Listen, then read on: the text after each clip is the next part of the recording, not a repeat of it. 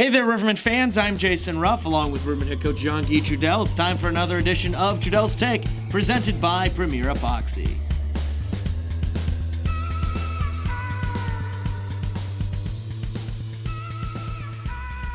Another edition of Trudel's Take with Rivermen head coach John Trudel. Guy, another good sweep at home against a quality team. The Rivermen squad is hitting their stride at the perfect time, it seems like.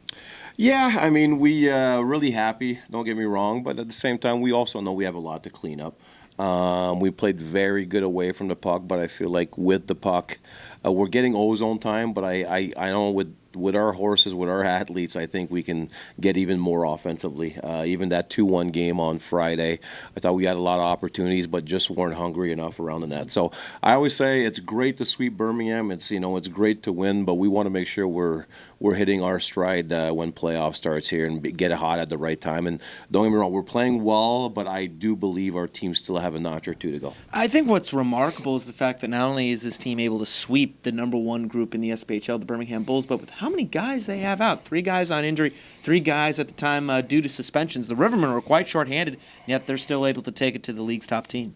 Yeah, that speaks volume of our leadership group. I mean, as coaches, I actually, with our new D, Dalsey, that came in, I asked Wilkes to, because I always say, you feel more comfortable learning from other players. So Wilkes was giving him, Wilkes was suspended, so he was giving him a lot of tips during the 2 practice days he had with us to kind of how we play hockey. So again, and then when guys are out, other guys step in and play extremely well, and that's what makes us special here. We have a special place in Peoria. The culture is pretty good, and the team is always really close. They love each other, so they help each other out. Even when we have bad times like the suspensions and stuff like that, other people pick it up and do what they have to do. But for us, it's, again, we have a lot to get better at, but of course, as a coach, you can't ask for better than sweeping the number 1 team. It helps when you also have a very hot goaltender in Rivermen netminder Nick Latinovich. I actually look up, here's an interesting stat for you. In his last 6 starts, he's only allowed 4 goals, 1 goal each game and 2 shutouts.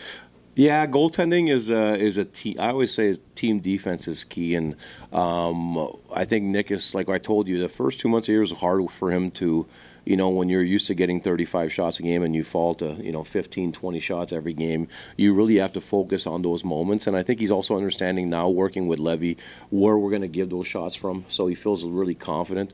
And we are going to have a few breakdowns here and there because we play so aggressively away from the puck that we are going to have some breakdowns. And when we have breakdowns, we have the confidence that he's going to make that save. And even when he does it, he's so calm and relaxed that we know that the next shot is going to be just fine. And we have a lot of confidence in him, but I always say defense it's a 6-man defense, and he's part of that that group right now that's playing extremely well defensively.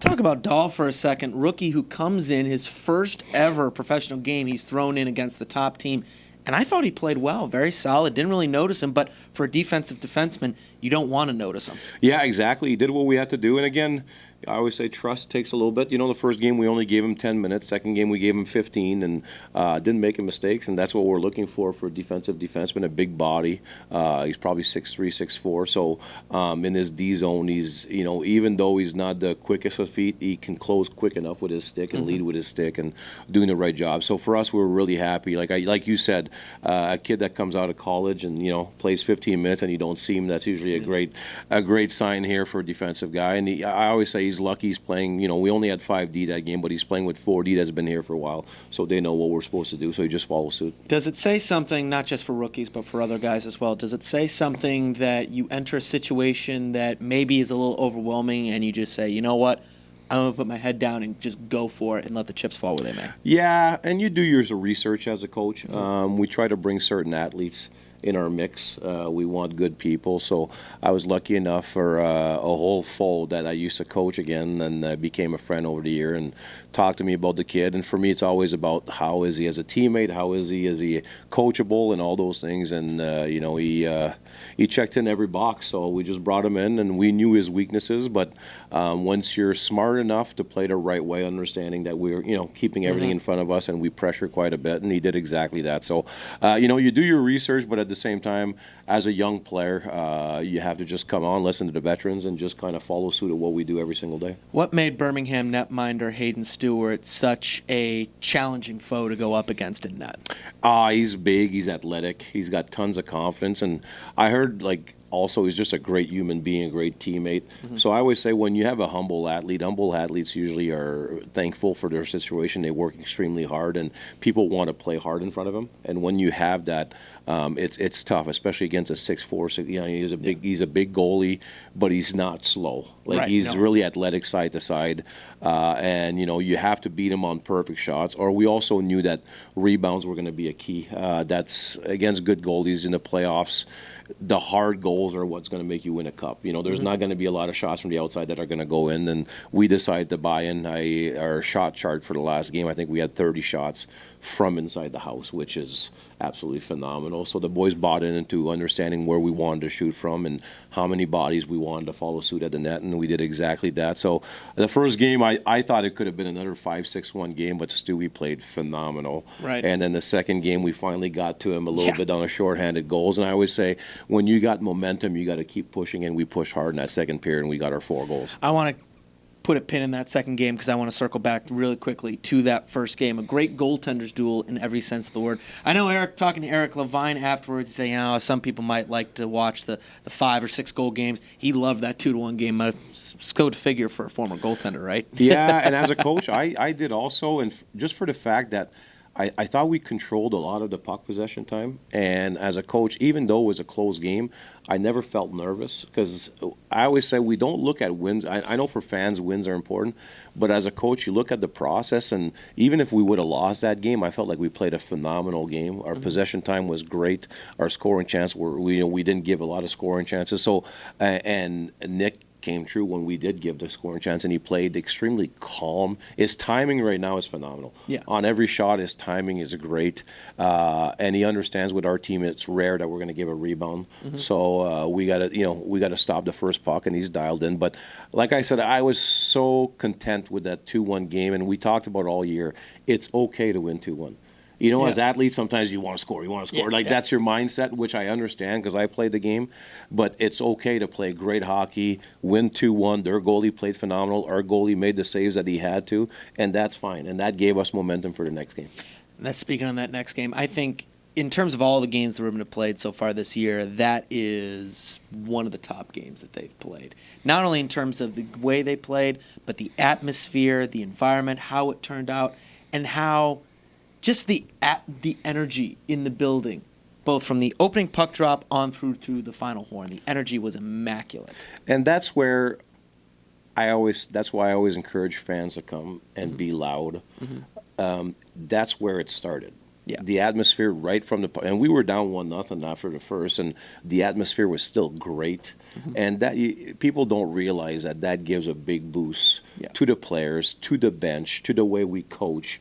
It's fun coaching in that. It's fun playing in that atmosphere, and I think that's kudos to our fans. They talked about the 6-man all the time, the fans and stuff like that, and the energy was phenomenal. I think, a lot of them were here for Ben Bishop, but they also saw that, if it's your first time watching hockey, it's pretty fast, pretty good hockey.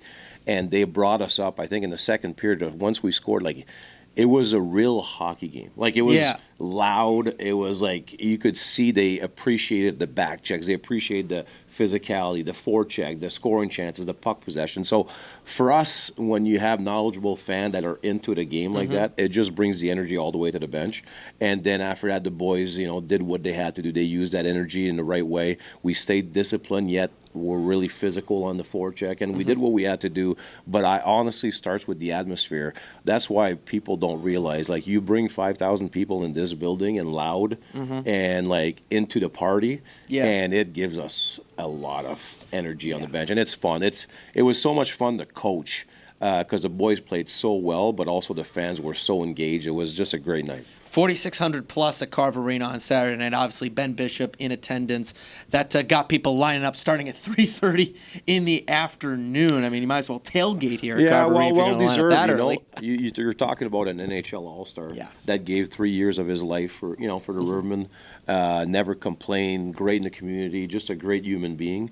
And I was really happy I just met Ben when he was a rookie.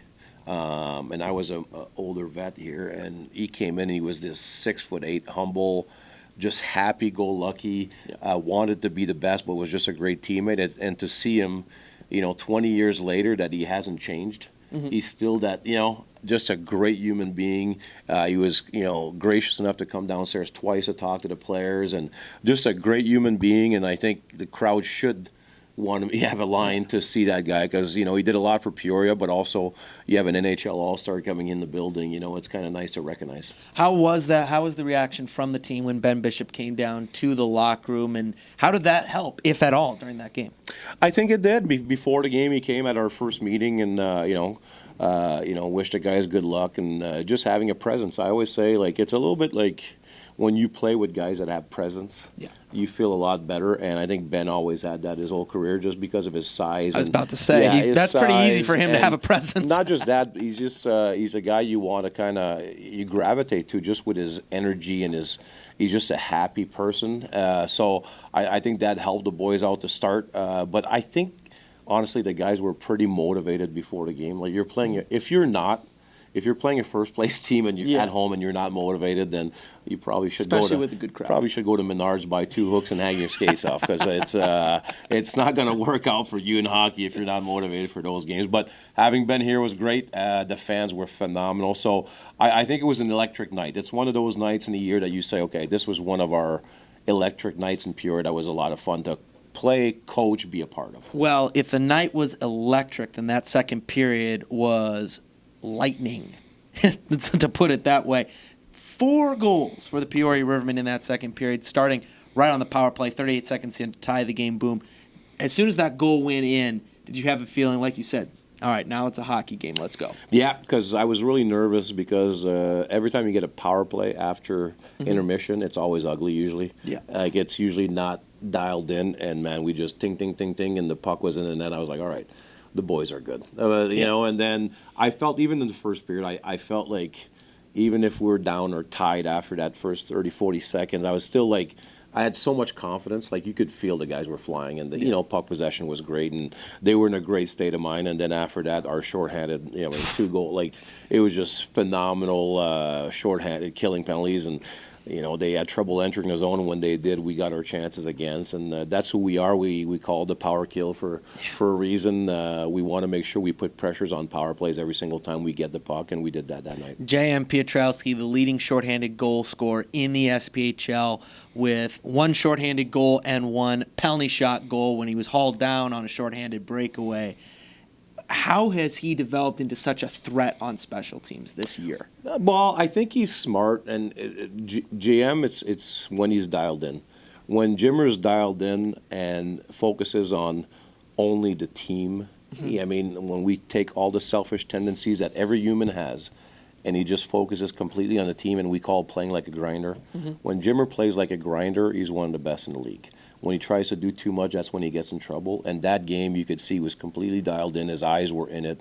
He wanted to do whatever it took to win. And I always say, then the hockey gods kind of give it back to you in a big way. And I think that was like a dream scenario for him. I'm sure he woke up the next morning wondering, man, did that just happen? Because that was a great night. And those are nights you only have a few times in your career. And I'm happy it happened to Jimmer. And because lately we call the identity line. That line has been absolutely phenomenal. I think Zapata coming here changed our identity, and I think with JM and Barker buying into the identity, they became that line that show us the way, and that's why they're starting every single game and kind of showing us the way, how to play the right way, the Riverman way, and now everybody's following suit and everybody's playing great hockey. All right, got to talk about it. That penalty shot. What was said when ref finally says, "Yep, we're going to give you a penalty shot"? What was said? Did Jam ask you if he could pull off that move? Because apparently he practices that all the time. Did he ask permission to pull that off? I'll give a quick analysis of that story. So first off, he did not call the penalty shot. He called hooking, then they got together, and then they got. Once he called hooking as a coach, in my brain I was going on a 5-on-3. Yeah. I was going on the 4-on-4. So then I had to know exactly who I was putting in every situation because I have guys 4-on-4. I got, you have a plan for everything. So my brain was there, and then all of a sudden I saw Jimmer talking to Eric Levine. And I could see Eric Levine saying, I don't have the power for this decision and stuff like that.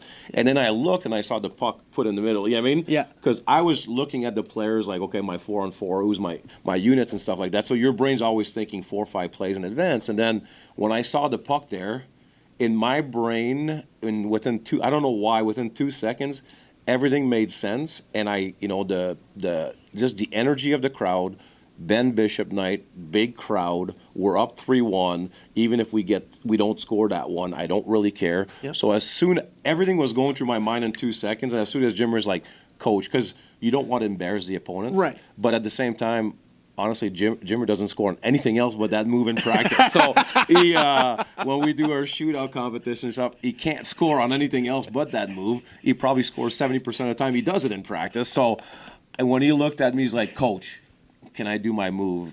I said, bleep and rights, you are. Because I just felt like, and I told Jimmer, I said, the reason I said yes to that move was because of you, because the whole game he had the eyes. Mm-hmm. He was focused. He was dialed in to do whatever it takes for the team to win that hockey game.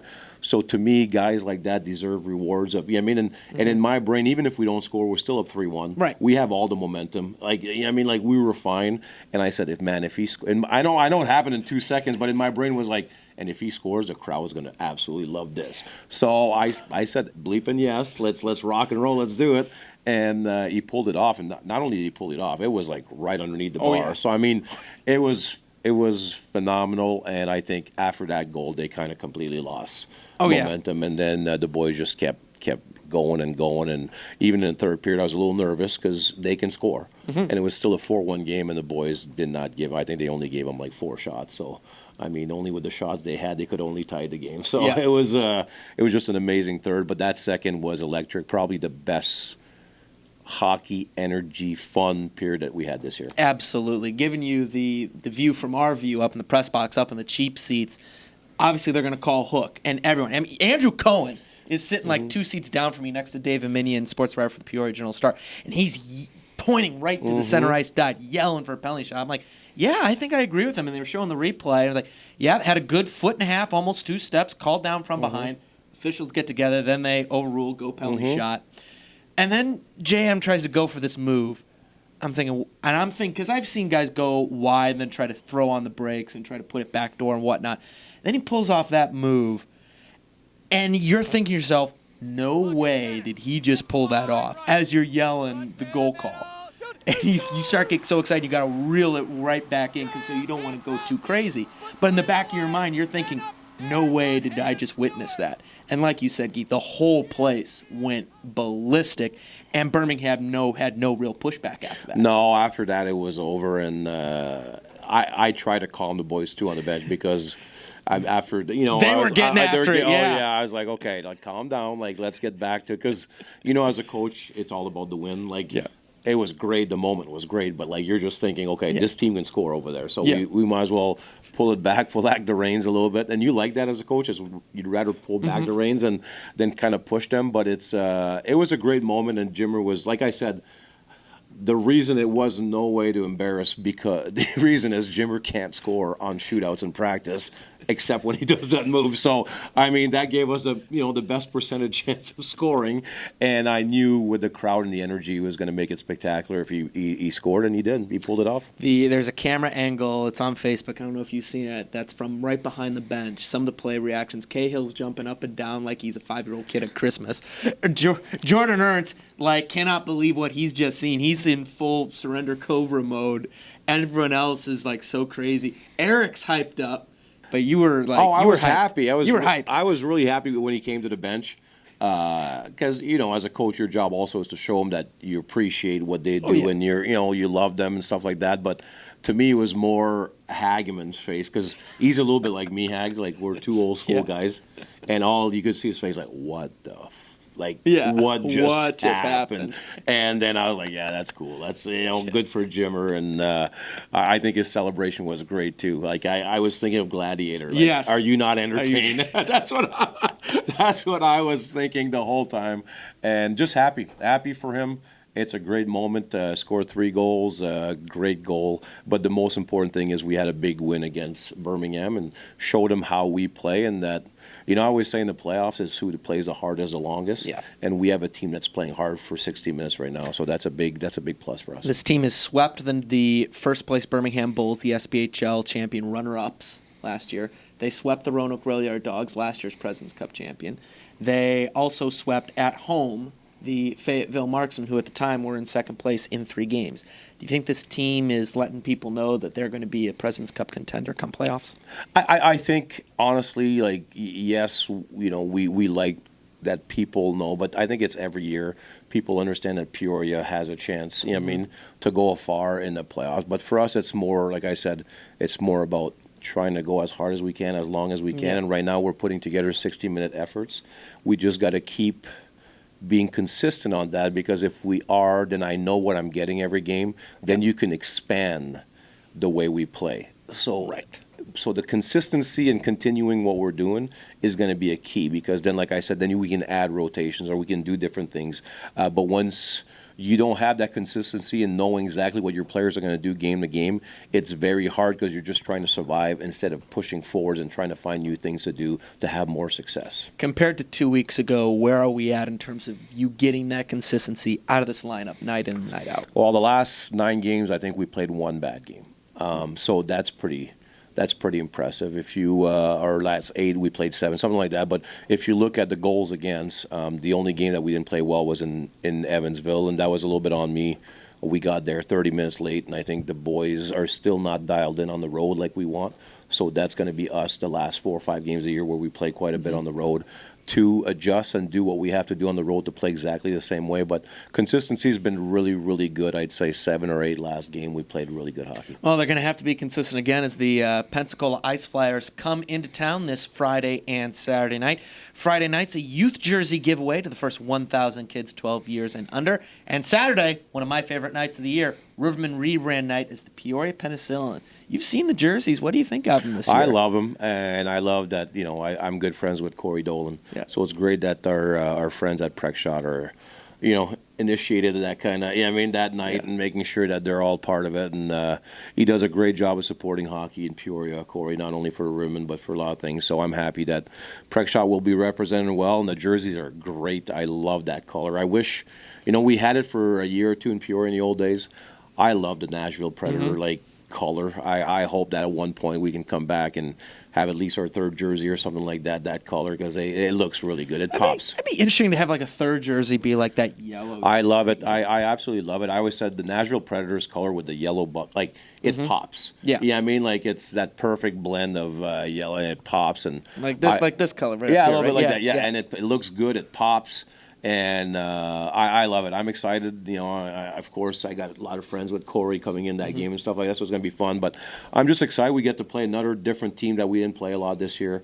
And for us, it's fun. It's tough to always play the Quad City and Evansville, so it's always nice to get other teams in the building and see where we're at.